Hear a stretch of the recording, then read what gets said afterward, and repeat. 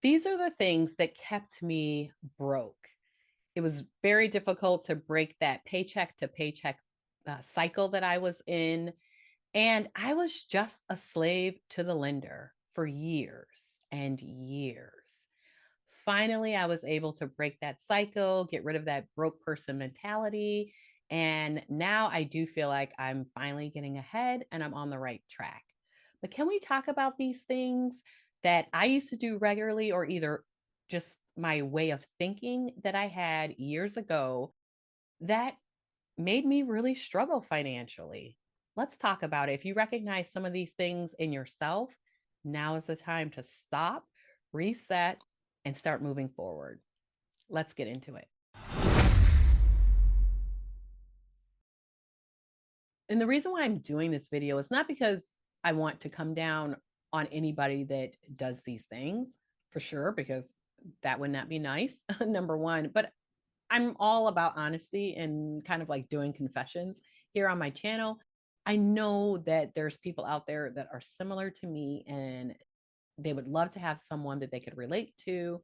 And seeing how I turn things around for myself and for my family, I'm hoping that that can encourage anyone out there that feels stuck, feels overwhelmed with debt. It feels like I'm too poor to come up out of this. I'm from a bad family background when it comes to financial literacy. I can't do it. I can't change my circumstances. Yeah, all that is not true.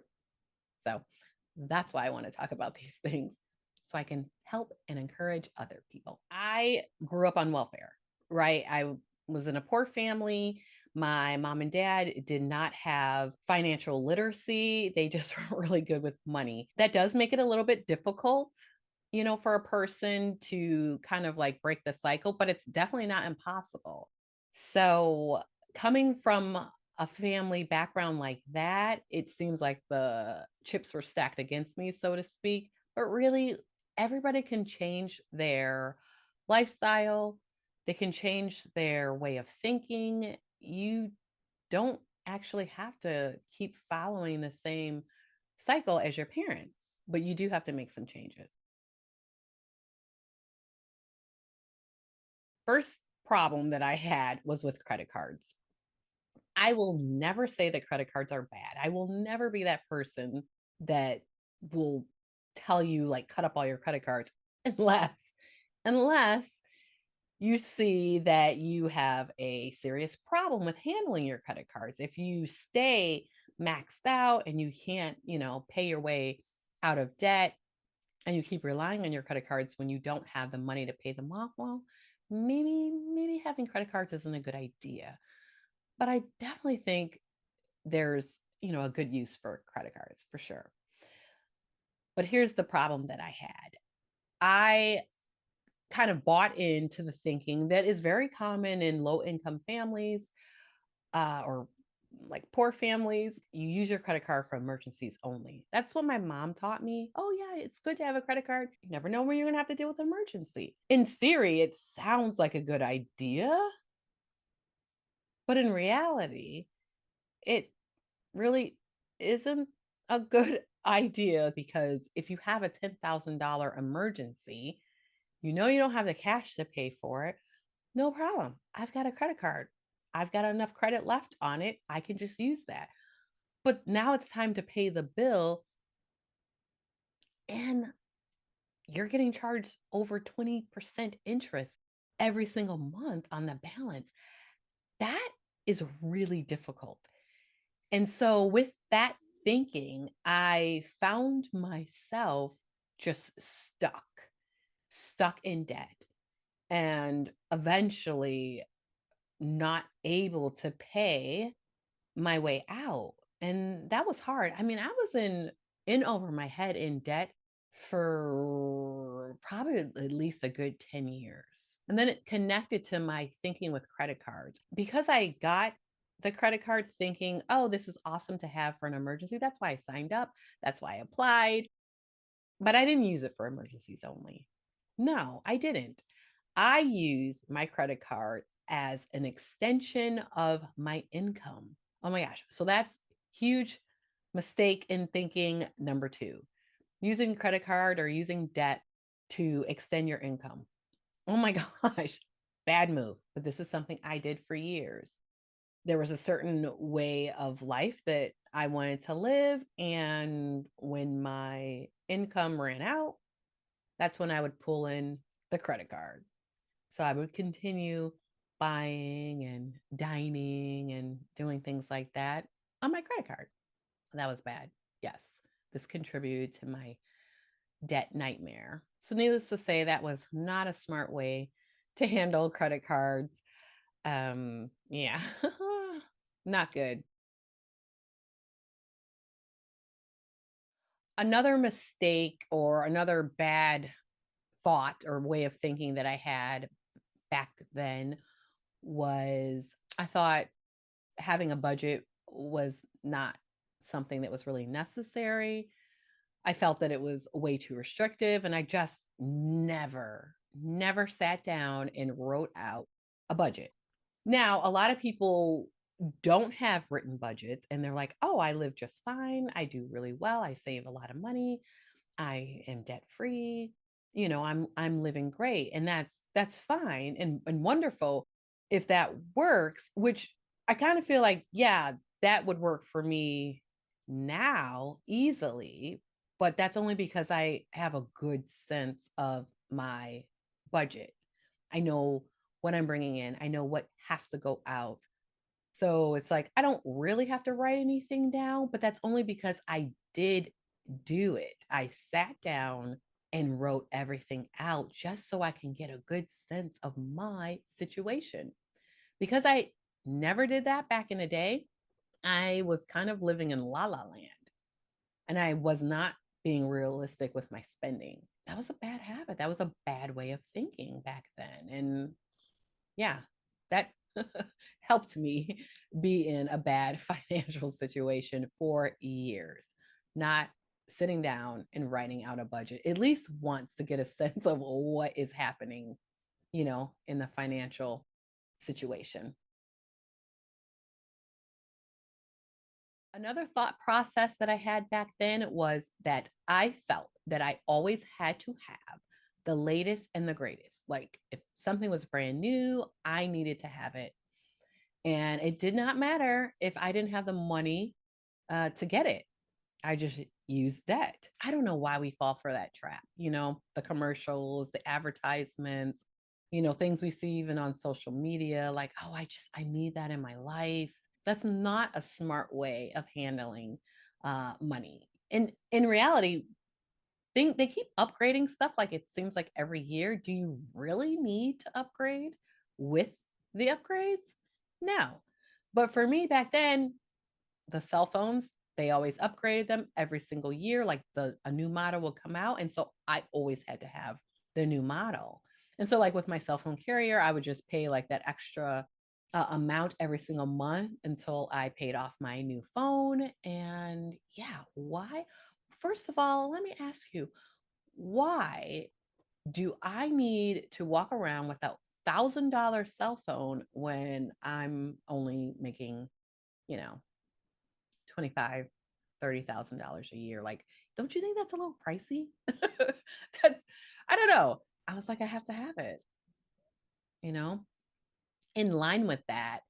It is definitely connected with keeping up with the Joneses. You want to fit into a group that technically you don't belong in because you don't make that kind of money, but you want to look like you do.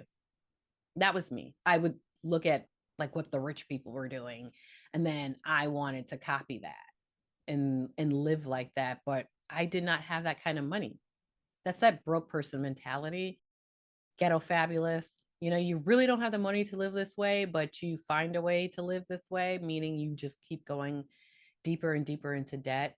Oh my gosh, I got stuck. I definitely got stuck in that way of thinking for many years. My mom had that way of thinking, so, passed it on to me, and that's how we lived. That kept me broke. Kept my bank account struggling.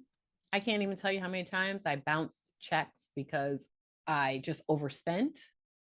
I don't know how many credit cards I've maxed out over the years back then. I don't know. I just remember one in particular that was run up over $17,000. And I just remember not being able to make headway on that because of the interest that I was being charged. Oh, it was such a horrible, horrible cycle to be stuck in. And yeah, definitely kept me broke, kept me poor for years where I just could not afford anything. Because then once I ran up my credit card and there was no room on it, then I couldn't even pretend that I could afford these things. I hated that life. I always bought new cars because I felt, oh my gosh, if you're going to have a car, it should be brand new. I bought my first brand new car in 2000. And from that point, I was like, I'm never going to drive a used car again. I mean, unless it's my own car that I've had for a few years, and then I'm just going to buy new again. So, yeah, that's what I did. Bought a car in cash. And then after I want to say like 5, 6 years, then I was like, okay, I want another new car. And then I started leasing vehicles. So every 3 years, I got a new car that I would just get into a new car lease.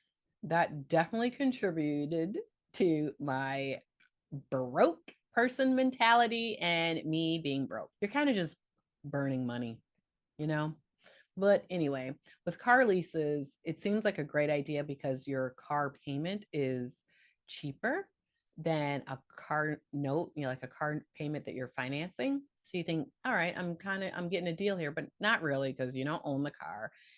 After that your lease agreement is up, you got to return it. But also your insurance is more expensive on a lease vehicle than it is with a finance vehicle. I did not realize that. Yeah. So having that higher insurance and then, just kind of burning my money every month with the lease payment. Yeah. That helped keep me broke. But I was driving fancy.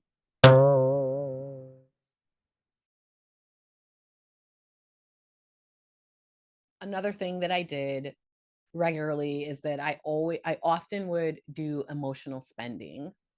Just depending on what my mood was. I did retail therapy.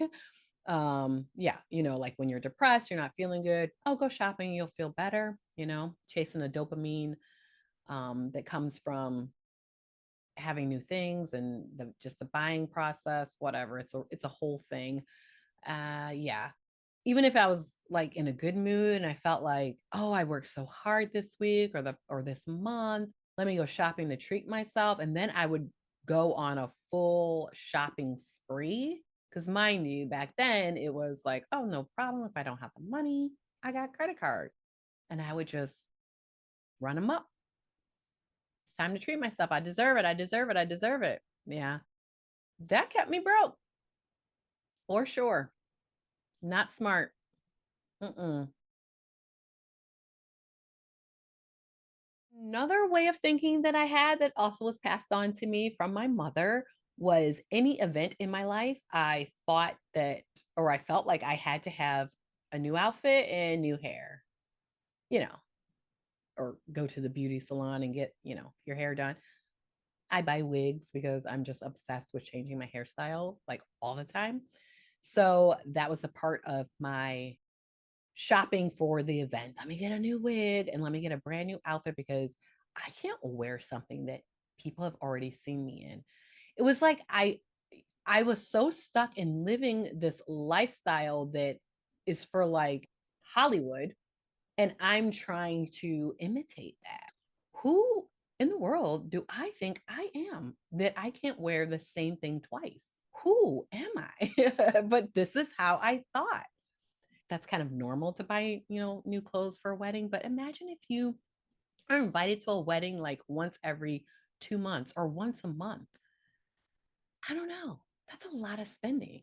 And then like I have things that I do where we get together in like large groups, special like Bible conventions and things like that that we do a few times a year. And I'm like, oh, I need something new for that because I'm going to see a bunch of people.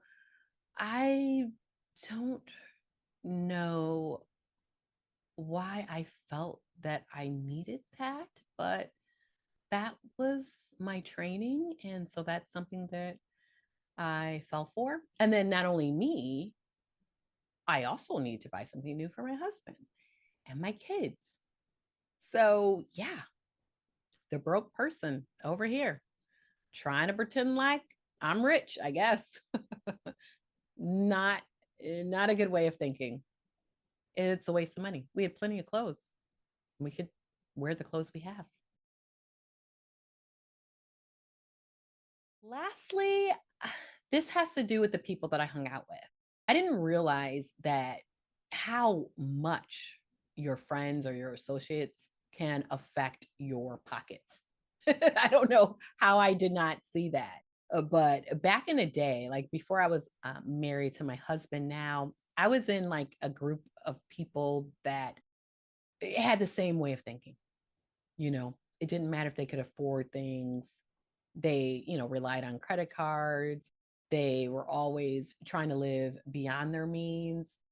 And then it encouraged me and kind of exasperated that feeling within me that I needed to have these new things because they would always talk about that they needed to have these new things, or Kim, you should.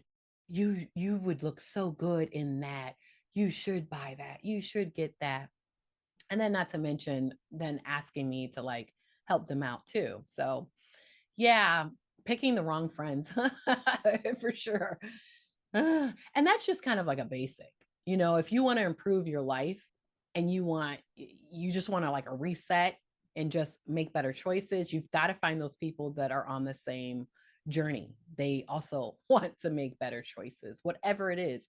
If you're on like a weight loss journey, obviously a smart thing to do would be to hang around people that are also on a weight loss journey so you guys can encourage each other. Got to pick new friends. Yeah.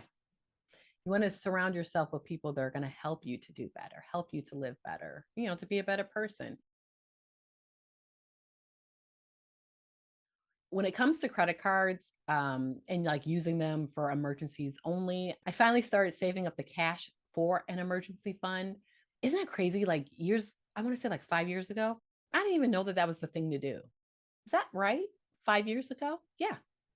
Before I started this journey, 2019, I just purchased a house. I didn't know about emergency funds. Like I never even heard that. Well, I can't say I never heard that because I did watch the Ramsey show, but I didn't have an emergency fund. I was just hoping I wouldn't have a large expense to pay for. And because if I did, I would rely on debt. Yeah, in 2019, I can say that because that's how I got into the debt that I was paying off here on my channel for my home. I needed to get new stuff, the new siding, the roof, the windows. Just went in debt for it. I don't want to do that anymore. So I now have a fully funded emergency fund, $20,000. I use my credit cards for cash back only. So whenever I swipe my card, it's paid off every time I get the bill, but I know I have the money to pay this. And the only reason why I'm using my credit card and not my debit card is because I want the cash back. Never do I let any balance sit there anymore. I just wipe it out as soon as the bill comes, which means my credit cards don't get charged up very high. That's how we roll. So I won't get rid of my credit cards because I do think that they have a part to play. I think they are useful. And then with the whole not having a written budget, well, needless to say, I do have a written budget. And if I'm going to be completely honest, it's not like I'm so like stuck to it. I don't know. Like, let's say I'm like, okay, I allotted $50 for me to spend on eating out this month. Sometimes I'll spend 75. I'm not like so strict. I write it out. Okay, this is what I can afford. This is what I'm aiming for. But sometimes I do go a little bit over. I might fluctuate as far as like individual categories. If I go over in one area, then I'm going to go well below in another area just to make sure I stay within that target amount. I do that. So That's how I do my budget. I no longer feel like I need to have the latest and the greatest. As a matter of fact, when someone is showing off something shiny and new and expensive that they just bought, I think about how much debt that would put me in or how much of my savings that would cost me, and then I have no interest in copying them. Now, honestly, I feel like I'm winning. I feel like I'm winning if I can keep something as long as possible. So, yes, I paid off our car in 2022. Yes, because I paid it off before I started this channel. Even though I did kind of want a new car, but now I've totally accepted the idea of driving used and only used now. So, like, if my husband and I decide to upgrade our vehicle down the road, if it's like, okay, this is giving us some problems, let's change our car. I'm not going to be looking at new cars. I don't need to have a new car. It's smarter to get a used car. And then I see now like people that are kind of well off, they don't buy new cars. They buy used cars, because that's smart. So it's funny. Now I feel like I'm winning. I don't feel like I need to be like forced into this way of thinking that society is like pushing people in. Like, you need to have these things because you're worth it. You deserve it. Or you're cool if you do it. No, no. I admire the people that are able to save their money. I admire the people that pay off their mortgage. I remember some years ago, I thought that was weird. I had a friend that years ago we were really close, and I'm like, she's so frugal. But I didn't admire her. I thought it was strange. And then I remember she was telling me how her and her husband paid off their mortgage. She's like, "Oh yeah, we haven't had a mortgage in a couple years, and I'm so happy." And they were like a few years from retirement at that point. But I was just like, that's weird. It's normal to be in debt. Well, yeah, maybe, but now I am embracing the idea of being completely abnormal. It's awesome. You're winning. And then in line with that, when it comes to my friends, now I am drawn to those people that know how to make a dollar stretch. They're frugal. I admire them. I think those are the cool people. Honestly, I think the cool people are the ones that aren't following after the crowd too. Those that are those people that who are comfortable with who they are. They don't look to the media, to know how to dress, know how to act, what, like they're like, whatever. This is me. This is what I'm going to do. This works and I love it. Yeah, those are the people that I'm like, yeah, you're cool. When you're comfortable in your own skin, I love it. So I have become that person. I am fully comfortable with where I'm at in life. I'm comfortable with the person that I've become. And I'm like, you know what? I don't have to copy people.